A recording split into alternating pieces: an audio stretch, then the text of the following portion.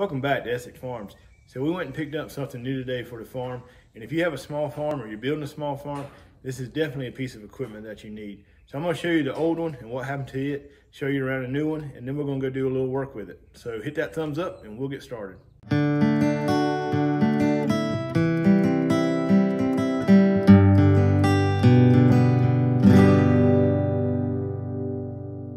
So I want to talk to you about a box blade. Probably one of the most useful things that you have on your farm. You can use it for anything from scraping the driveway to cleaning up manure around your feeder, pushing brush, cleaning out your barn, just 100 different things that you can use it for. And I broke my box blade a couple months ago, and I can't tell you how many times I've been like, oh, I need to do this, but I don't have a box blade. I need to do this, I don't have a box blade. So I finally broke it down and went and bought a new box blade. But I want to show you my old one and what happened to it. So this is my old box blade. It's a 6 foot, I don't know the brand name, but it's 6 foot and it's got the teeth with it. And I was pushing brush behind the barn one day and I hit a stump or something and this thing just snapped right in two, broke in half. I put new arms on it because I am gonna get it welded and use it, but this is the arm that came off of it. And as you can see, it just kind of bent it all to pieces. So I've had this box blade for 20 years. So the design on these things are really different now, even for the lightweight boxes. You can see how this frame is, this is all open right here. And even though it has these pyramids welded to the frame and a lot of the force goes on this bar here, you still got your pins that are twisting with a lot of the torque from the tractor. So that, and this bar here is just not enough to hold all that torque without it twisting and breaking. And that's kind of what happened whenever I hit whatever it was, a stump or whatever I hit, it kind of just all collapsed together. So I started looking for used box blades, and I kind of have a guideline I go by, and that is the more moving parts it has, the newer I like for it to be. So like if I'm going to buy a plow, as long as it's not bent up and welded and stuff like that, it don't matter if it's 50 years old, because it doesn't have any moving parts. So I kind of broke my rule on that, because the more I looked at used box blades, I just decided to go and buy a brand new one. And the reason I kind of did that is because, like I said before, the new ones are built a lot tougher and the frame and everything is a lot stronger than even some of the heavier built 10 or 15 years ago. So this is our new box blade. It is a Frontier BB2072. It is a 6 foot box blade, has the teeth with it, and it's kind of like our old one, but built a lot tougher and a lot heavier. John Deere sells these. I'm not sure if they make it, and it's not like I'm a die-hard John Deere, like it's got to be John Deere. I do like all types of tractors and equipment. I did go to the Kubota place actually and found a box that I really liked, but when it come down to it, this was just a cheaper sale price on this box, so that's why I got it. So to give you some measurements, this side plate is 7/16 of an inch. The backing back here is 1/4 of an inch. These rails are 1/2 an inch. And this mast plate is 3/8 of an inch thick.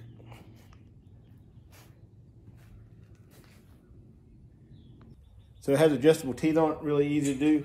Take the key out, take the pin out. You got to have the box blade up. Slide these underneath to wherever you want the desirable height, and then stick the pin back in and the key, and you're good to go. So this is a 3/4 of an inch steel tooth, really nice. It's got a 7/16 of an inch shovel on the front, 1.5 inches thick, really nice. Sits inside that box. You can see how it's pointing down. That's really going to dig that dirt up if you want to move like a big hill of dirt, or maybe even dig roots up out of a area where you push brush or something. This is going to do really good on that. So if you look closely, you may see a little bit of rust, a couple scratch places. That's because this is actually a 2021 box. So when I went and looked at the John Deere place, I looked at the new ones, and he told me that the new ones would be $300 more than this 2021. And this was the last one they had on the lot. Now, the one thing I did see and notice about the new ones that I liked was it has this plate here where the pin is, which is really nice. It keeps that pin from flexing. But for $300 less, I'll just be a little careful about what I push. But the downside to the ones that had that piece going across to the newer one, the mast here was a lot smaller, kind of like the old one I have out here. So I feel like this larger mast will help take a lot of that brunt from pushing on them pins. So that's a little bit about this box blade. I think it's built really strong and I think it's going to do good. Got a lot of jobs for it to do lined up. So let's go out here and get this thing dirty.